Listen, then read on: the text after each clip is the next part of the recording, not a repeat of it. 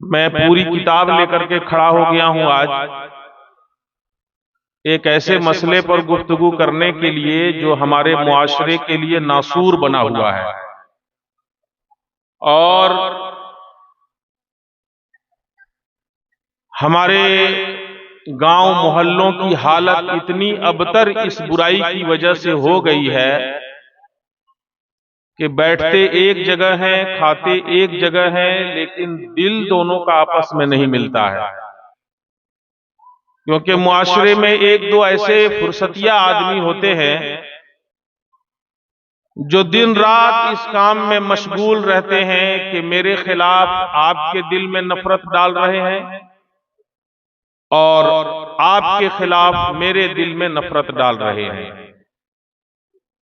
اس کا نتیجہ یہ نکلتا ہے کہ اگر برداشت کرنے کی طاقت اور قوت میرے اندر ہے تو میں برداشت کرتا رہتا ہوں، اور جس دن موقع ہاتھ لگ جاتا ہے اس دن پھر ان کی عزت کی ایسی کی تیسی کر کے رکھ دیتا ہوں۔ یہی حالت معاشرے میں تقریباً ہر گھر کی اور ہر فرد کی ہو چکی ہے۔ اس لیے آج میں نے اپنی گفتگو کا موضوع اسی کو بنایا۔ قرآن مجید میں اللہ تعالیٰ ارشاد فرماتا ہے وَلَا يَغْتَبْ بَعْضُكُمْ بَعْضًا، تم میں سے کوئی ایک دوسرے کی غیبت نہ کرے۔ أَيُحِبُّ أَحَدُكُمْ أَن يَأْكُلَ لَحْمَ أَخِيهِ مَيْتًا، کیا تم میں سے کوئی یہ پسند کرے گا کہ اپنے مردار بھائی کا گوشت کھائے؟ قرآن مجید میں اللہ تعالیٰ اتنے پیارے انداز میں ہمیں سمجھاتا ہے کہ کیا تم میں سے کوئی یہ پسند کرے گا کہ اپنے مردار بھائی کا گوشت کھائے؟ فَكَرِهْتُمُوهُ، تو تم اسے ناپسند کرو گے۔ اگر مردار بھائی کا گوشت تمہارے سامنے پروس دیا جائے تو تم نہیں کھاؤ گے، ناپسند کرو گے، پھر تم یہ پسند کیسے کر لیتے ہو کہ اپنے مسلمان بھائی کی غیبت دن بھر کرتے رہتے ہو، چغلی اور غیبت میں لگے رہتے ہیں۔ ہماری ماں بہنیں بیٹھی ہیں، آپ بھی ذرا غور سے سنیں گے، کیونکہ معاشرے میں بعض عورتیں ایسی ہوتی ہیں کہ اگر چغل خوری کا ایوارڈ دیا جائے تو وہ ایوارڈ لے لیں گے۔ 5 منٹ کے لیے کوئی عورت کسی کے گھر آتی ہے تو اس کے کان میں اسی کے گھر کی برائی اتنی ڈال دی جاتی ہے کہ آتے وقت وہ کچھ اور ذہن لے کر آئی تھی، اب جاتے وقت کچھ اور لے کر کے جاتی ہے، اور ذہن و دماغ اتنا متنفر ہو جاتا ہے اس کا کہ گھر جا کر کے یا تو لڑائی ہو جاتی ہے یا پھر گھر ٹوٹ جاتا ہے۔ میری ماں بہنیں آپ بھی غور سے سنیں، جلسے میں بھی بعض اس چیز میں مشغول ہوں گی۔ ہاں، اور موضوع سخن یہ بہترین ہوا کرتا ہے کسی کی زندگی پر اچھی سے ٹپنی کرنے کے لیے بیٹھ جاؤ، اور خاص طور سے محلے کے ہمارے بزرگوار حضرات جو ہیں، اماموں، مؤذنوں یا کسی غریب مولوی کو اتنے ہلکے میں لیتے ہیں کہ سامنے سے اگر وہ گزر گیا ذرا اچھا سا پہن کر کے تو پھر تو ان کی زندگی کو ادھیڑ کر لوگ رکھ دیتے ہیں۔ معمولی تنخواہ دے رہے ہیں، اتنا پاتا کہاں سے ہے، کھاتا کہاں سے ہے۔ سنجیدگی سے آپ کو سننا ہے، بے محل نعرہ نہیں لگانا ہے۔ ابھی بے محل نعرہ آپ لگوائے تھے، ہم انہی کو کہہ رہے ہیں، دوسرے کو نہیں کہہ سکتے ہیں، اسی لیے جن کو کہہ سکتے ہیں ان کو کہہ رہے ہیں۔ اب یہ کہہ رہے ہیں کہ اس نے ہم کو کہا کہ آپ بھی مل کر 10 ٹکا ہمارے ساتھ مل کر بھیک مانگیے، تو اس بات پہ نعرہ لگ گیا۔ اب آپ بتائیے یہ کون سی دین کی بات تھی، کون سا مسئلہ یہ تھا جس پر نعرہ لگنا تھا؟ اتنا غیر ذمہ دار بھی اسٹیج نہیں ہونا چاہیے۔ اس بات کا احساس رکھیں اور داد جب بھی دیں تو سوچ کر دیں کہ ہم جس چیز پر داد دے رہے ہیں وہ قابل داد ہے بھی یا نہیں ہے۔ ارے بھائی، ایک جگہ تقریر ہو رہی ہے، تقریر کرنے والا کہہ رہا ہے کہ حضور سید عالم صلی اللہ تعالی علیہ وسلم وادی جہون کی جانب جب تشریف لے گئے تو ابو جہل اور اس کے ساتھیوں نے مل کر اتنا پتھر مارا میرے آقا کو کہ جسم زخمی ہو گیا اور خون سے تر بتر ہو گئے۔ تو مجمع سے ایک آدمی کھڑا ہو کے نعرہ لگا رہا، ہماری قوم کی حالت اتنی بری ہو چکی ہے، چہرہ دیکھ کر نعرہ نہیں لگانا ہے، سبحان اللہ بھی نہیں کہنا ہے، موقع محل دیکھ کر کے کرنا ہے، یہ کام ہے کہ نہیں؟ اور ایک بات میں بڑے ادب کے ساتھ اور بڑی ہی قلق کے ساتھ عرض کرنا چاہتا ہوں، تمام بزرگان دین ہمارے سروں کے تاج ہیں، لیکن ان بزرگوں کے سروں کے بھی کوئی تاج ہیں، ہے کہ نہیں؟ ہمارے اسٹیجوں پر ایک یہ بھی مسئلہ پیش آ چکا ہے کہ منقبت کے اشعار پہ بڑے زور و شور سے داد دیتے ہیں اور نعت شریف میں خاموش رہتے ہیں۔ یہ ناانصافی ہے یا نہیں ہے؟ بولیے۔ بہت اچھے، بہت اچھے، بہت خوب۔ یہ ناانصافی ہے یا نہیں ہے؟ ارے جن کے صدقے میں پوری کائنات رب نے بنایا، ان کی تعریف ہو اور ہم خاموش بیٹھے رہیں،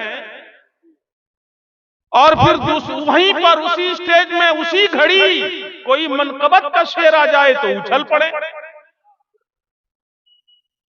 ایسا عمل نہ کریں کہ جس کی وجہ سے ہمارا مواخذہ قیامت کے دن ہونے لگ جائے۔ اللہ تعالی ہم لوگوں کی اصلاح فرمائے۔ درود شریف پڑھ لیں۔ اللہم صلی علی سیدنا و مولانا محمد معدن الجود والکرم منبع العلم والحلم والحکم وآلہ وبارک وسلم صلاۃ و سلام علیک یا رسول اللہ صلی اللہ تعالی علیہ وسلم۔ کچھ باتیں یہاں بھی میں کہہ سکتا ہوں کیونکہ یہ میری سسرال ہے، ہم کو حق ہے اتنا کہنے کا نا۔ نہیں، جنت میں تو بالکل نہیں ہے۔ آئیے میں آپ حضرات کو احادیث مبارکہ کی روشنی میں بتاتا ہوں کہ چغل خوری اور غیبت کرنا یہ کتنا بڑا جرم ہے۔ سب سے پہلے یہ جان لیجئے کہ غیبت اور چغلی ہے کیا۔ بہت لوگوں کو اس کے بارے میں پتہ بھی نہیں ہے کہ غیبت کیا ہے اور چغلی کیا ہے۔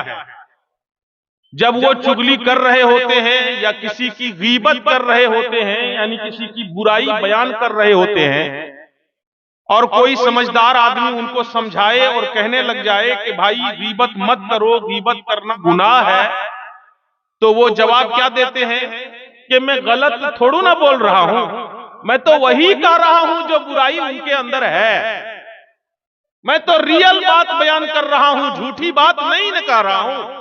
یہی کہتے ہیں نا۔ سنیے حدیث پاک میں میرے آقا نے ارشاد کیا فرمایا۔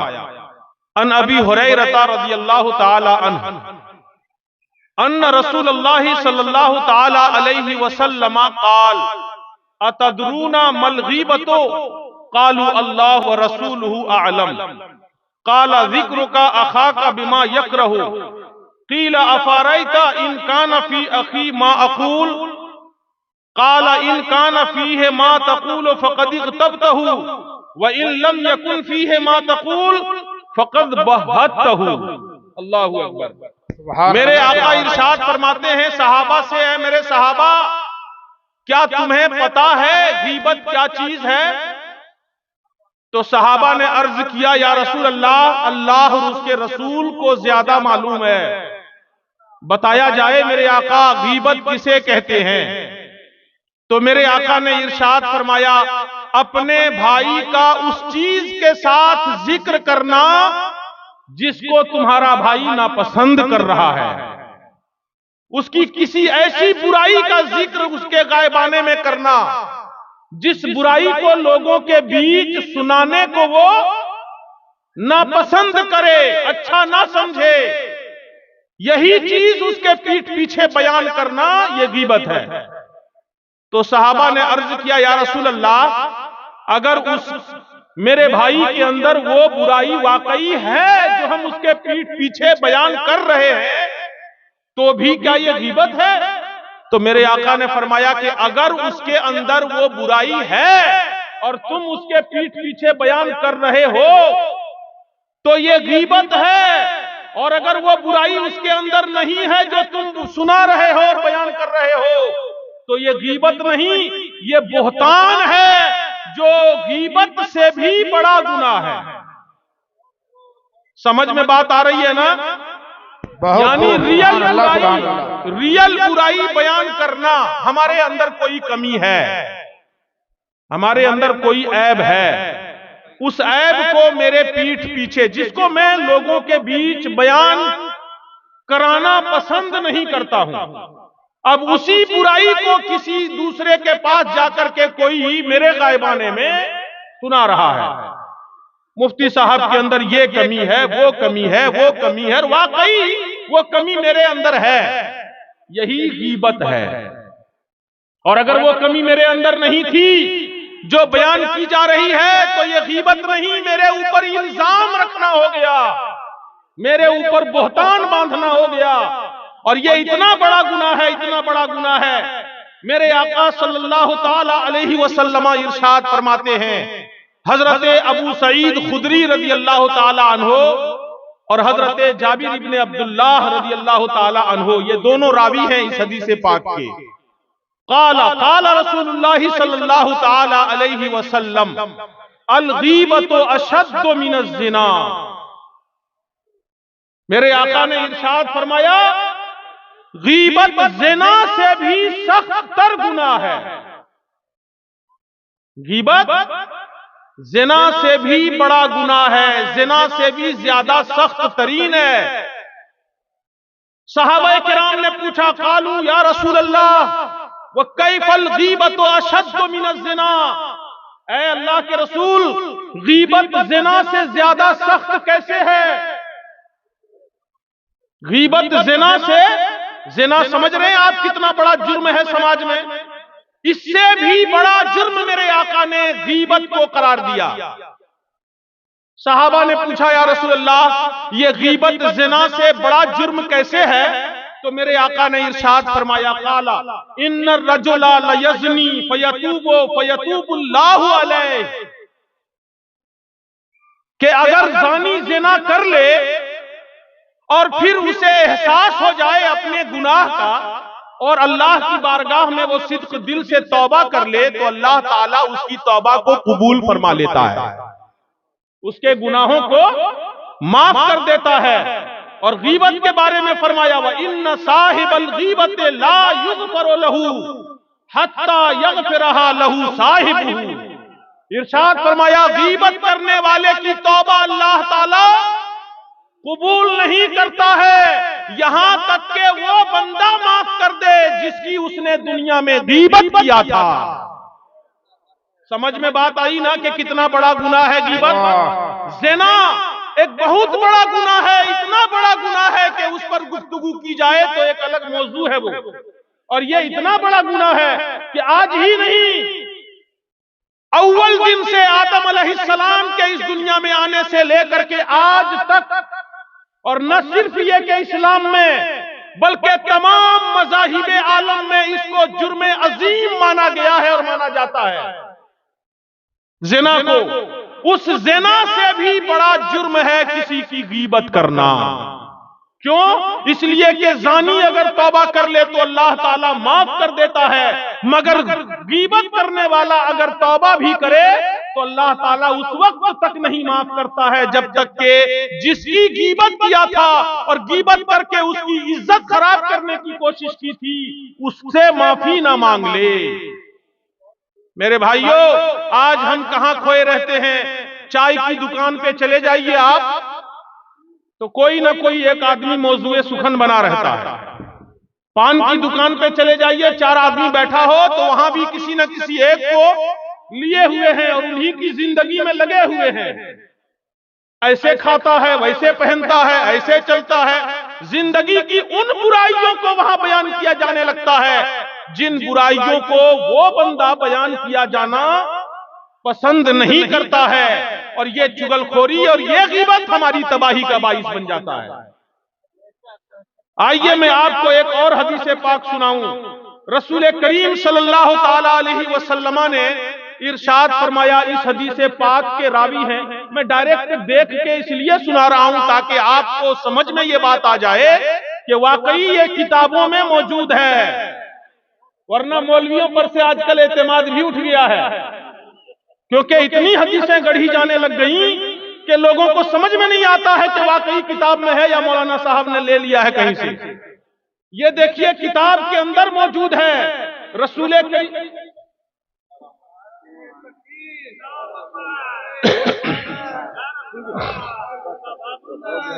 درود شریف پڑھ لیں، اللہم صلی علی سیدنا و مولانا محمد معدن الجود والکرم منبع العلم والحلم والحکم وآلہ وبارک وسلم صلاۃ و سلام علیک یا رسول اللہ۔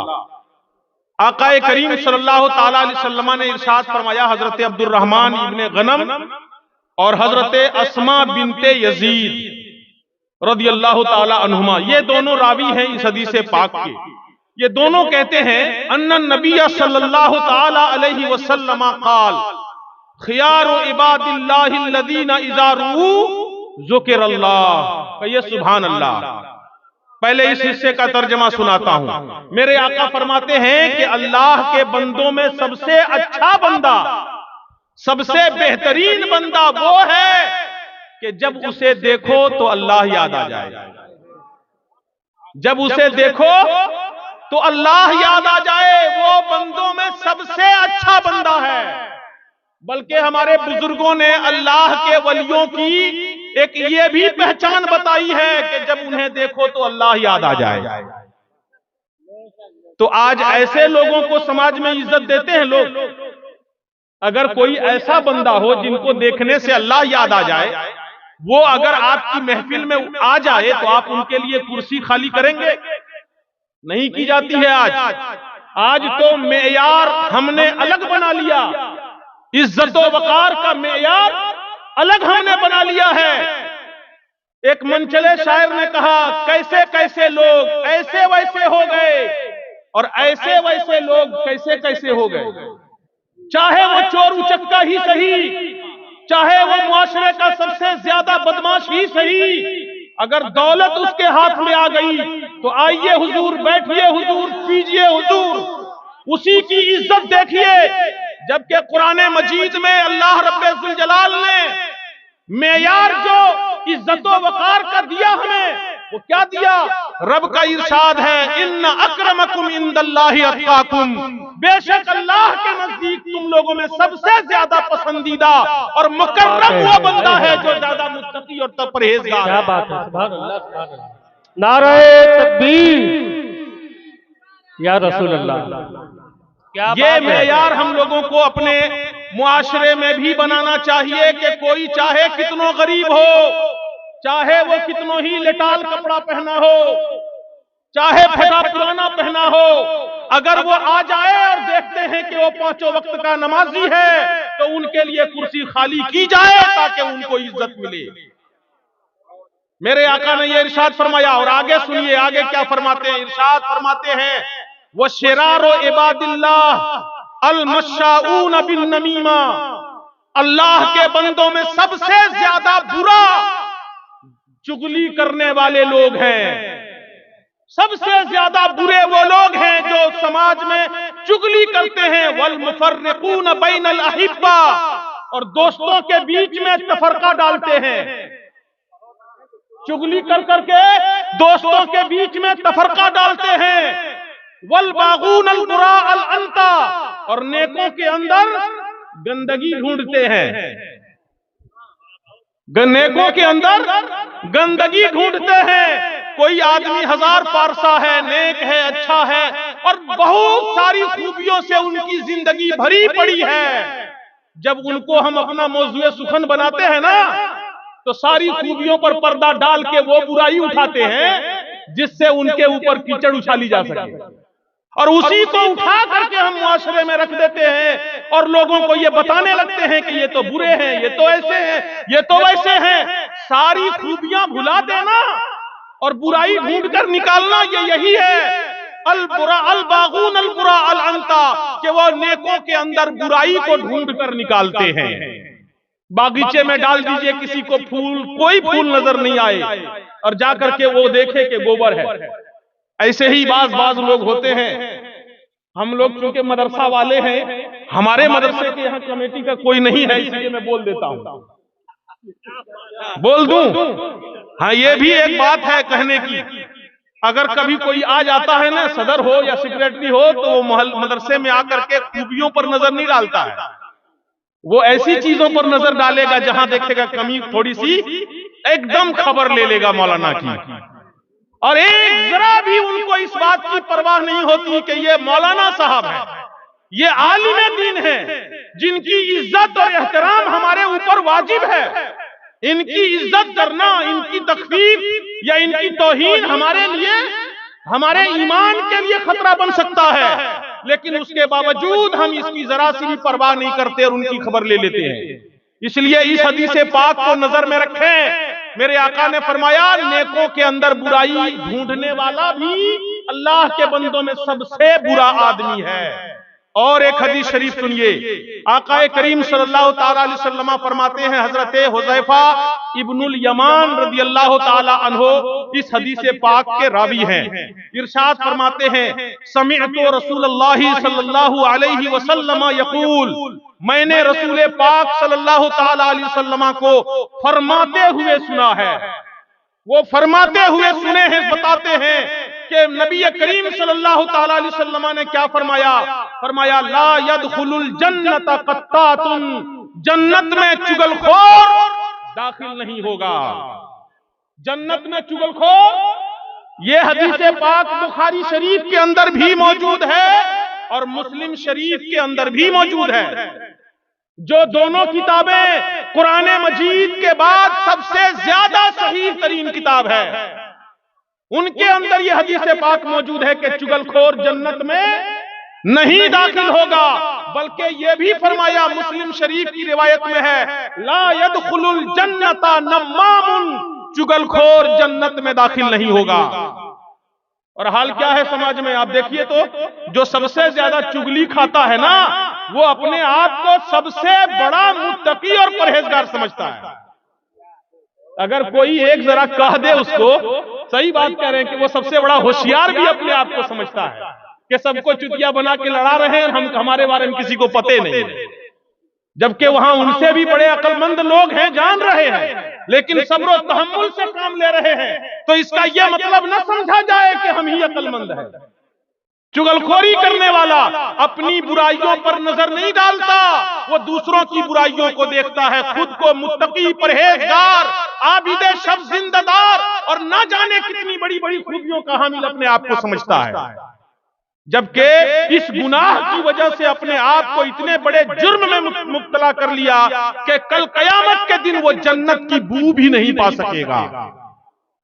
और सुनिए, मेरे आका ने एक हदीस पाक में फरमाया, मेरे सहाबा तुम्हें पता है मुफलिस कौन लोग हैं?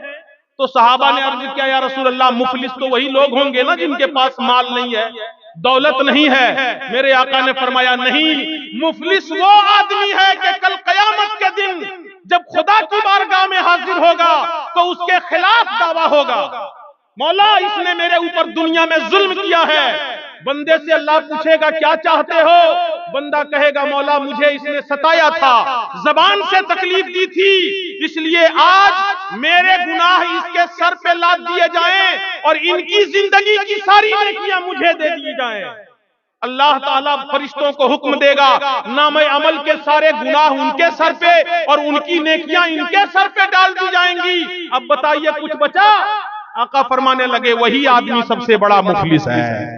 दुनिया से नेकी करके गया, रोजे रखा, ज़कात दिया, हज किया, मगर किसी मुसलमान भाई के हक में गिरफ्तार था, कल कयामत के दिन वो सारी नेकियां उसे दूसरे को देनी पड़ी और वो बेयारो मददगार बगैर किसी नेकी के मैदान महशर में खड़ा पड़ा रह जाएगा। अल्लाहु अकबर। अंदाजा लगाएं हम आज इस दुनिया में क्या कर रहे हैं। हदीस पाक में मेरे आका ने इरशाद फरमाया, अल मुस्लिमु मन सलिमल मुस्लिमून मिन लिसानिही व यदिही, मुसलमान वो है कि जिसकी जबान से और जिसके हाथ से दूसरा मुसलमान बचा रहे। आज आपकी खुशी हमको देखी नहीं जाती, आप खुश हो गए तो हम परेशान, آپ پریشان تو ہم کو خوشی ہو گئی، جبکہ تو ہمیں ہونا یہ چاہیے ایک عضو کے مانند، حدیث پاک میں کہا گیا ہے ایک عضو کے مانند مسلمانوں کو ہونا چاہیے کہ اگر ہاتھ کو چوٹ لگتی ہے تو دل کو تکلیف ہوتی ہے، ایسے ہی تمہارے معاشرے میں کسی ایک کو چوٹ لگے تو تکلیف تمہیں بھی ہو۔ سارے مسلمانوں کو ایک جسم کے عضو کے مانند ہو جانا چاہیے۔ درود شریف پڑھ لیں، اللہم صلی علی سیدنا و مولانا محمد معدن الجود والکرم وعلی آلہ واصحابہ وبارک وسلم، صلاۃ و سلام علیک یا رسول اللہ۔ امام غزالی رحمت اللہ تعالی علیہ نے ایک حدیث شریف بیان فرمایا، وہ فرماتے ہیں احیاء العلوم شریف میں، فرماتے ہیں لا يدخل الجنت قاطع، جنت میں قاطع داخل نہیں ہوگا۔ بخاری شریف میں یہ حدیث پاک ہے، فرمایا قاطع جنت میں داخل نہیں ہوگا۔ صحابہ کرام پوچھنے لگے یا رسول اللہ قاطع کون ہے؟ تو میرے آقا فرمانے لگے جو دو لوگوں کے درمیان محبت کے رشتے کو کاٹے، یعنی چگل خور کل قیامت کے دن جنت میں داخل نہیں ہوگا۔ اندازہ لگائیں، بلکہ آپ کو ایک اور حدیث شریف سناتا ہوں۔ میرے آقا صلی اللہ تعالی علیہ وسلم جب معراج میں تشریف لے جانے لگے، سنیں اور عبرت حاصل کریں کہ آج ہم معاشرے میں کر کیا رہے ہیں۔ 24 گھنٹے میں سے اگر سونے میں کچھ ٹائم نکل جاتا ہے نا تو وہی بہتر ہے، باقی جگے ہوئے جتنا ٹائم نکالتے ہیں اس میں اکثر وقت لوگوں کا دیکھیے تو چگل خوری میں ایک دوسرے کی زندگی بتا رہے ہیں، یہاں تک چگل خوری ہے۔ سنیے، اگر کوئی چھوٹے قد کا ہے اور وہ اس کو پسند نہیں کرتا ہے کہ میرے بارے میں کہا جائے کہ یہ ناٹا ہے، ان کے غائبانے میں اگر آپ کہہ دیں کہ ارے وہ تو ناٹا ہے، یہ بھی چگل خوری ہے، یہ بھی غیبت ہے، ان کی برائی۔ اچھا، غیبت میں سے بعض چیزوں کے بارے میں بھی وضاحت سن لیجئے، ورنہ علماء کرام کو بھی آپ لپیٹنا شروع کر دیجئے گا۔ ہم لوگ اسٹیج پر ابھی حضرت علامہ یاسین اختر صاحب نے بہت ہی شاندار ایک دم سلیس زبان میں جو آپ کو صاف سمجھ میں آ جائے سمجھا کے بتا دیا ہے نا۔ اب بد مذہبوں کے بارے میں انہوں نے اتنا کچھ مائک میں آ کر کے کہا تو کیا آپ ان کو چگل خور کہیں گے، غیبت کرنے والا کہیں گے؟ نہیں، کسی ایسے شخص کی برائی کو بیان کرنا جس کی برائی سے آپ کے عقیدے کو یا آپ کے عمل کو، آپ کے معاشرے کو نقصان پہنچنے کا ڈر ہو، اس کی برائی لوگوں کے بیچ بیان کر دینا، بتا دینا، تاکہ لوگ اس سے اپنے آپ کو بچا کر رکھیں، یہ نہ صرف یہ کہ جائز ہے بلکہ ثواب کا کام ہے۔ چگل خوری اس کو نہیں کہتے ہیں، اور اس پر حدیث پاک بھی موجود ہے، اس کو چگل خوری نہیں کہتے ہیں۔ چگل خوری کسی مسلمان کی ایسی برائی، اچھا کوئی مسلمان نماز نہیں پڑھتا ہے، علل اعلان نماز چھوڑ رہا ہے، کبھی نماز نہیں پڑھتا، علل اعلان سب کو دکھا کے نماز چھوڑ رہا ہے، اگر اس کو کسی آپ کے غائبانے میں کسی کو سنا دیا جائے کہ فلاں تو بے نمازی ہے، یہ چگل خوری ہوگی؟ نہیں، یہ بھی چگل خوری اور غیبت نہیں ہے۔ کیوں؟ اس لیے کہ اس گناہ کو وہ بیان کیے جانے کو یا لوگوں کو بتانے کو برا نہیں سمجھ رہا ہے۔ اگر برا سمجھتا تو نماز پڑھتا، نماز کے ٹائم میں ڈھیٹ بن کے پڑکھا پہ نہیں بیٹھا رہتا، وہ نماز کے وقت کم سے کم چھپ جاتا۔ جیسے نہیں روزہ رکھنے والے روزہ نہیں رکھتے ہیں مگر روزہ داروں جیسی صورت بنا کے گھومتے ہیں تاکہ لوگ جان نہ جائیں کہ وہ بے روزہ ہے، تو ایسے عیوب جس کو وہ چھپ کر کرے اس کو لوگوں کے بیچ بیان کرنا غیبت ہے۔ یا پھر کوئی ایسا جرم جس جرم کی وجہ سے معاشرے کو نقصان پہنچنے کا ڈر ہو اسے بھی بیان کرنا غیبت نہیں ہے۔ اس کی وضاحت بھی میں نے کر دی۔ تو چگل خور اور غیبت کرنے والا قیامت کے دن جنت میں نہیں داخل ہوگا، بلکہ ایک حدیث پاک سنیے، رسول کریم صلی اللہ تعالی علیہ وسلم جب معراج میں تشریف لے جانے لگے تو آپ نے دیکھا کچھ لوگ اپنے ہی ہاتھ کے ناخنوں سے اپنے چہرے کا گوشت نوچ نوچ کے اتار رہے ہیں۔ میرے آقا نے پوچھا اے جبرائیل یہ کون لوگ ہیں؟ تو جبرائیل امین نے عرض کیا یا رسول اللہ یہ وہ لوگ ہیں جو دنیا میں اپنے بھائیوں کی چگلی کھایا کرتے تھے، ان کی غیبت کر کے ان کی عزت کو نقصان پہنچایا کرتے تھے۔ میرے بھائیوں محاسبہ کریں دل پر ہاتھ رکھ کے، اور ماں بہنیں آپ ضرور سوچئے گا، ساس اگر چلی جاتی ہے کسی دوسرے کے گھر میں نا تو کسی کی بات سنے نہ سنے اپنی پتوہو کے لیے تو ضرور سن لیتی ہے کچھ نہ کچھ، اور سنانے والی بھی شوق سے انتظار میں، یا لو ہم تو بل بہت انتظار میں تھے آپ کب آئیں گے، وہ بہت خاص بات ہے۔ اب وہ خاص بات اس کو سنا دیتی ہے، اب وہ ساس گھر میں جا کے پتوہو سے لڑائی کرنے لگتی ہے۔ حد تو جب ہو جاتی ہے جناب، آپ جائیے مہمانی میں کسی کے یہاں، آدھے گھنٹے کے لیے جائیے گا ہی، آدھے گھنٹے میں آپ کے پریوار کو اتنا کچھ سنا دیا جائے گا کہ اس کا ذہن و دماغ خراب ہو جائے گا، ہے کہ نہیں ہے؟ یہ معاشرے میں اتنا بڑا جرم ہے میری ماں بہنیں، آپ سنیں۔ اور ایک بات اور بتاتا ہوں، جو چگل خور اور غیبت کرنے والا ہوتا ہے نا، اس کے منہ میں بڑی سخت بدبو ہو جاتی ہے، اس لیے اس کا بھی محاسبہ ضروری ہے۔ اور سنیں، رسول کریم صلی اللہ تعالی علیہ وسلم نے ایک حدیث پاک میں ارشاد فرمایا، من نار فی الیبس باسرع من الغیبت فی حسنات العبد۔ ارشاد فرماتے ہیں میرے آقا کہ بندے کی نیکیوں کو اتنی تیزی کے ساتھ کوئی چیز نہیں کھاتی ہے جتنی تیزی کے ساتھ غیبت کھا جاتی ہے۔ لکڑیاں آگ کو نہیں کھا پاتی اتنی جلدی، سوکھی ہوئی لکڑی کو، سوکھی ہوئی کھنکھناتی لکڑی آگ میں ڈالے، جتنا جلانے میں اس کو سمجھ نہیں لگتا، اس سے جلدی غیبت کرنے والے کی غیبت کی وجہ سے اس کی نیکیاں ختم ہو جاتی ہیں۔ اللہ اکبر، اندازہ لگائیں ہم کتنا بڑا جرم کر رہے ہیں۔ اب ایک بات اور سنائیں اور پھر گفتگو کو سمیٹ لیں۔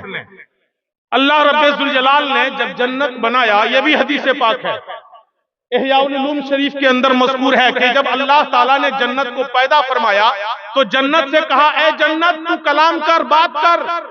تو جنت نے بات کرنا شروع کیا اور کہا، پروردگارا بڑا خوش نصیب ہوگا وہ بندہ جو جنت میں داخل ہوگا، وہ بڑا نیک بخت ہوگا جو جنت میں داخل ہوگا۔ تو پروردگار عالم نے ارشاد فرمایا، کہا، اے جنت سن، مجھے میری عزت و جلال کی قسم، مجھے میری عزت و جلال کی قسم، 8 قسم کے لوگ جنت میں داخل نہیں ہوں گے۔ کتنے قسم کے لوگ؟ 8 لوگ، 8 قسم کے لوگ جنت میں داخل نہیں ہوں گے۔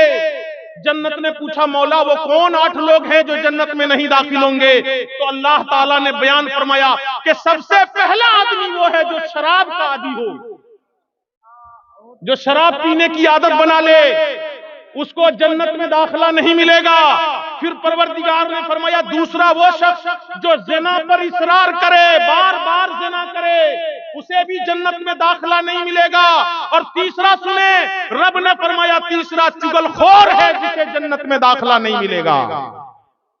باقی لسٹ لمبی ہے، میں چھوڑ رہا ہوں، اب اندازہ لگائیں کہ چگل خور کا کیا حال ہوگا۔ اور سنیں، ایک آخری حدیث پاک حضرت موسیٰ علیہ السلام کی طرف پروردگار نے وہی بھیجی اور ارشاد فرمایا، اے موسیٰ معلوم ہے تمہیں جنت میں وہ آخری شخص جو جائے گا وہ ہوگا جو چغلی سے توبہ کر لے۔ اللہ اکبر، سبحان اللہ، سبحان اللہ۔ یعنی اگر کسی سے یہ گناہ ہو گیا ہے تو اب اس کا راستہ یہ ہے کہ وہ توبہ کرے۔ سبحان اللہ، سبحان اللہ۔ اور توبہ کرنے کا طریقہ کیا ہوگا کہ رب سے معافی مانگے، اس لیے کہ رب کے حکم کے خلاف بھی کیا، رب سے معافی مانگے، اور جس بندے کی چگلی اور غیبت کر کے اس کو نقصان پہنچایا، اب اس کی تعریف کرنا شروع کر دے، اس کی خوبیوں کو ڈھونڈ ڈھونڈ کے نکالے اور بیان کرنا شروع کر دے، لوگوں میں اچھائیاں بیان کرنا شروع کر دے، تاکہ جتنا نقصان اس نے اپنی زبان سے ان کو پہنچایا اس کی تلافی کم سے کم کر سکے وہ۔ اور اگر ایسا کر کے چلا جاتا ہے تو دنیا میں کر کے چلا جائے تو آخرت میں رب کی رحمت سے امید ہے کہ وہ مسلمان بھائی اس کو معاف کر دے گا۔ اس لیے اپنے بھائی کے لیے، اور حدیث شریف میں یہ بھی آیا ہے کہ اپنے اس بھائی کے لیے جس کی غیبت کر چکے ہو تم، اس کے لیے دعاؤں میں اللہ سے مغفرت کی دعا مانگو، اے اللہ میرے بھائی کو بخش دے، بخش دے۔ اللہ نے اگر اس کو بے حساب بخش دیا تو پھر اس بھائی سے امید ہے کہ وہاں بھی ہمیں بخش دے گا۔